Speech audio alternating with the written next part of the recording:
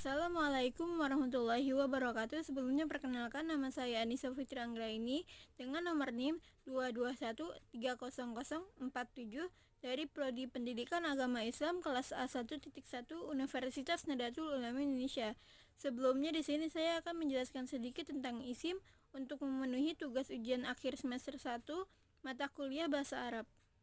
Pengertian isim. Isim adalah segala sesuatu yang berkaitan dengan benda, baik benda hidup maupun benda mati tanpa adanya kaitan dengan waktu. Ciri-ciri isim. Ciri isim yang pertama yaitu diawali dengan huruf cer. Contohnya pada kata fil jaibi yang berarti di dalam kantong. Yang kedua, diakhiri oleh harokat tanwin. Contohnya pada kata Muhammadun yang berarti Muhammad.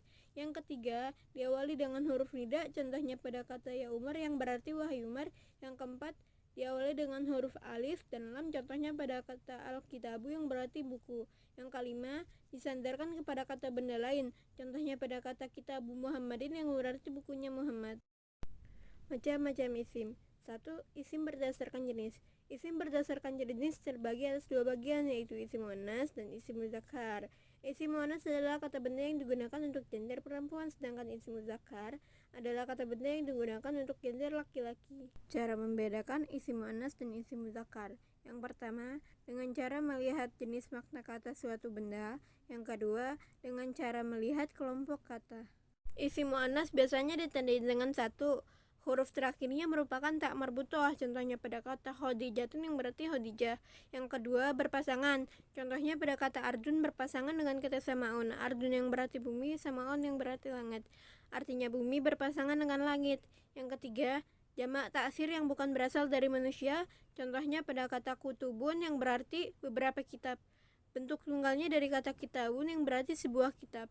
2. Isim berdasarkan jumlah bilangan. Isim berdasarkan jumlah bilangan terbagi atas 3 bagian, yaitu isim mufrad, isim mustasna atau isim tasniah, yang terakhir ada isim jamak. Isim mufrad. Isim mufrad adalah kata benda yang jumlah bilangannya hanya 1. Contohnya pada kata kitabun yang berarti sebuah buku. Isim musanna. Isim musanna adalah kata benda yang jumlah bilangannya 2, baik muzakkar maupun muannas. Ditandai dengan adanya penambahan huruf alif dan nun atau ya dan nun setelah huruf terakhir kata tunggalnya. Contohnya pada kata Muhammadun menjadi kata Muhammadani atau kata Muhammadaini. Isim jamak. Isim jamak adalah kata benda yang jumlah bendanya lebih dari 2, baik muannas maupun muzakkar.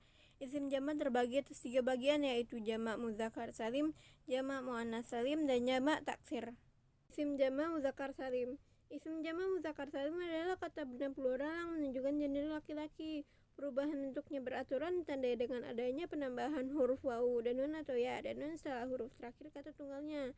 Penambahan huruf wawu dan nun digunakan pada saat isim jamak muzakkar salim dalam keadaan rofa, sedangkan ya dan nun digunakan pada saat isim jamak muzakkar salim dalam keadaan nasab ataupun khafad.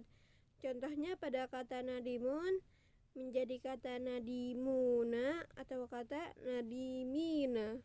Jamak muannas salim. Jamak muannas salim adalah kata benda plural yang menunjukkan gender perempuan. Perubahan bentuknya beraturan ditandai dengan adanya penambahan huruf alif dan ta pada akhir kata tunggalnya. Hanya saja harokat terakhir huruf pada kata tunggalnya itu berbeda-beda. Misalnya dalam keadaan rafa, harokat terakhirnya itu adalah doma. Dalam keadaan nasab, harokat terakhirnya adalah fathah, sedangkan dalam keadaan jar atau khafat, harokat terakhirnya adalah kasroh. Jamak taksir. Jamak taksir adalah kata benda plural baik muannas maupun muzakkar yang bentuknya tidak beraturan.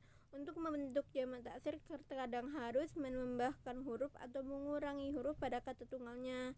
Terkadang juga harus mengubah harokat pada kata tunggalnya itu. Contohnya pada kata daftarun menjadi kata dafatirun. Isim nakiroh. Isim nakiroh adalah kata benda yang maknanya masih bersifat umum atau belum jelas kekhususannya sehingga dapat menimbulkan pertanyaan. Contohnya dalam kata waladun yang berarti anak laki-laki.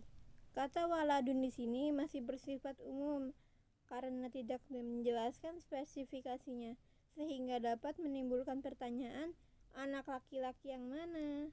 Isim ma'rifat. Isim ma'rifat adalah kata benda yang menunjukkan makna benda tertentu, artinya makna tersebut telah diketahui secara pasti dan tidak dapat menimbulkan pertanyaan.